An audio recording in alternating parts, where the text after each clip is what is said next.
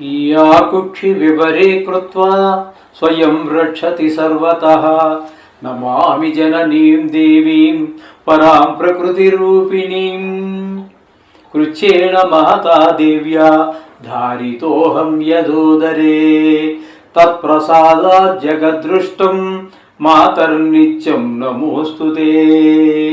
पृथिव्या यानि तीर्थानि सागरादीनि सर्वतः वसन्ति यत्र तां नौमि मातरं भूतिहेतवे। మాతృదేవోభవ. ఇప్పుడు పరాభవ నామ సంవత్సరంలో ద్వాదశ రాశుల వారికి ఏ విధమైన ఫలితాలు ఉండబోతాయి అనేటటువంటి విషయాన్ని మనం ఇప్పుడు సశాస్త్రీయంగా తెలుసుకోబోతున్నాము. ఇందులో ప్రతిసారి చెప్పుకుంటున్నట్టు కానీ నా కవిత్వం కానీ ఏమీ ఉండదండి. శాస్త్రం ఎంతవరకు చెప్పబడిందో అంతవరకు చెప్పడం జరుగుతుంది. కొంచెం శ్రద్ధగా వింటే మీ రాశులవి గుర్తుగా ఉంటాయి.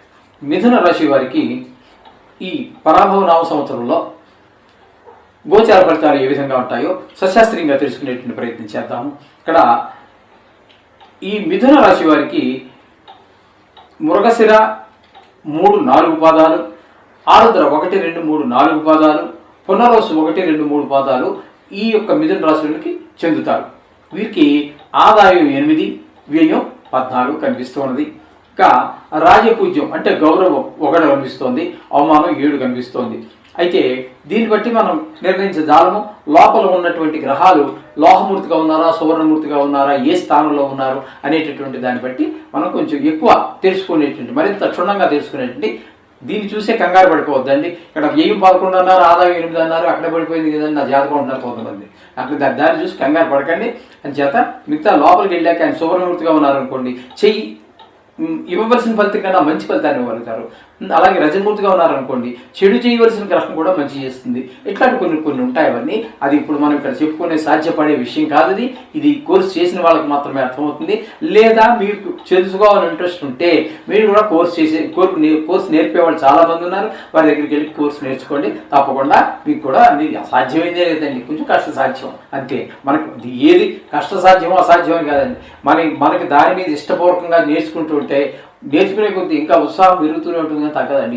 ఈ విషయమనే కాదండి, ఏ విషయమైనా అంతే కష్టంగా కనిపిస్తాయి మనకు తెలియనప్పుడు. తెలిసే కోసింతే కదా అనిపిస్తుంది. మీ శ్రద్ధ పెట్టడం మీద ఆధారపడి ఉంటుంది. సరే, ఏదైనప్పటికీ ఇప్పుడు ఈ రాశి వారికి గురుడు 31వ తారీఖు మే నెల 2024 వరకు మిథున రాశిలో సంచారం చేస్తూ ఉన్నారు. అంటే జన్మంలోనే సంచారం చేస్తూ ఉన్నారు. తదుపరి ఆయన ద్వితీయ స్థానమైనటువంటి కర్కాటకంలో 31వ తారీఖు 10వ నెల వరకు ఉంటారు. తదుపరి అక్కడి నుంచి సింహంలోకి ప్రవేశించి కర్కాటక నుంచి సింహంలోకి ప్రవేశించి అక్కడ అతిచారం వల్ల అక్కడి నుంచి ఆయన అక్కడ కూడా రజితమూర్తిగా ఉన్నారు. ఈ విధమైన ఫలితాలని మనం చూసుకోవాలి. అలాగే శని సంవత్సరం అంతా కూడా 10వ స్థానంలో మీన రాశిలో తామ్రమూర్తిగా ఉన్నారు. అలాగే రాహు కనుక తీసుకున్నట్టయితే సంవత్సరాదిలాగా 5 కుంభరాశిలో 5వ తారీఖు డిసెంబర్ నెల 26 వరకు ఉంటారు.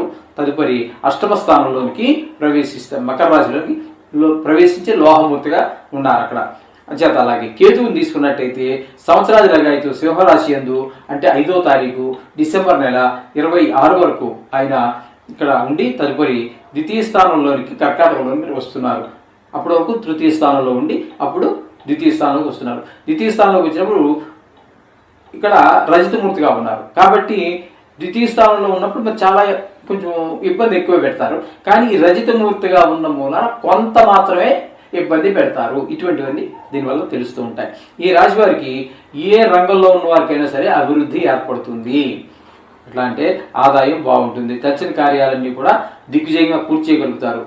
అదేవిధంగా విద్యార్థులు ఉన్నత శ్రేణిలో పాస్ అవడం జరుగుతుంది. చదువు నిమిత్తం ఇతర ప్రాంతాలకు వెళ్ళవలసి రావచ్చు. అంటే ఊరు కావచ్చు లేదా దేశం కావచ్చు, ఏదైనా కావచ్చు. ఉన్నత విద్యల కోసం దూర ప్రాంతానికి వెళ్తారు. ఉద్యోగస్తులకి పని ఒత్తిడి హెచ్చుగా ఉంటుంది. ప్రమోషన్తో కూడిన ట్రాన్స్ఫర్, ఇది మంచిదే, సరదాగానే ఉంటుంది, సంతోషంగానే ఉంటుంది. ప్రమోషన్ అనేటప్పుడు జీతం పెరుగుతుంది కదండి, పదవి ఒక మెట్టు ఎక్కినట్టే కదా, జీతం పెరుగుతుంది, పదవి పెరుగుతుంది. తద్వారా జీవితాంతం వరకు కూడా ఇవి దాని యొక్క ఇంక్రిమెంట్స్ ఫలితాలు రాబడులు ఏవైతే ఉన్నాయో అవన్నీ కూడా పెరుగుతూ ఉంటాయి. ఈ విధమైన పరిస్థితి అంతా కూడా ఉద్యోగస్తులు పని ఒత్తిడి ఎక్కువైనప్పటికీ కూడా ఈ విధమైనటువంటి సౌకర్యాలు ఉంటాయి. మొత్తమే సంతోషాన్ని అనుభవిస్తారు. ఇక వ్యవసాయదారులకు పంటలు బాగా పండుతాయి, శ్రమకు తగ్గ ఫలితం కనబడుతుంది. ఎప్పుడైతే మీకు పంటలు బాగా పండి ధర వరికేయో మీకు ఏమవుతుందంటే రుణ బాధలు తగ్గిపోతాయి. వ్యాపారస్తులు క్రయ విక్రయాలన్నీ బాగా జరిగి లాభాలు అధికంగానే వస్తాయి. వారు కూడా మంచి సంతృప్తికరమైనటువంటి జీవితాన్ని గడపగలుగుతారు.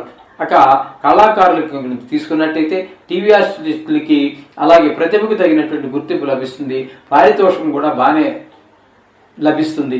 ఈ విధంగా కళాకారులకు కూడా మంచి అవకాశాలే కనబడుతున్నాయి.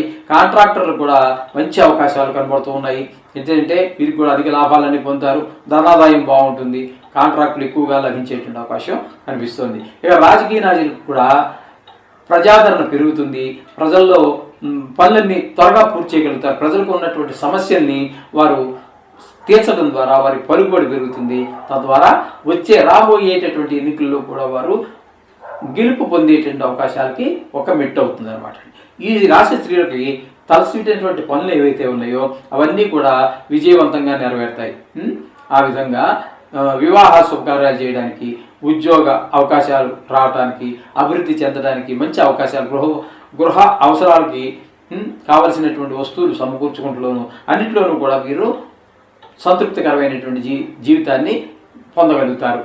అయితే మొత్తంగా మనం చెప్పుకోవాలన్నట్టయితే వీరికి ఈ రాశి వారు రాహుకి జపదానాలు,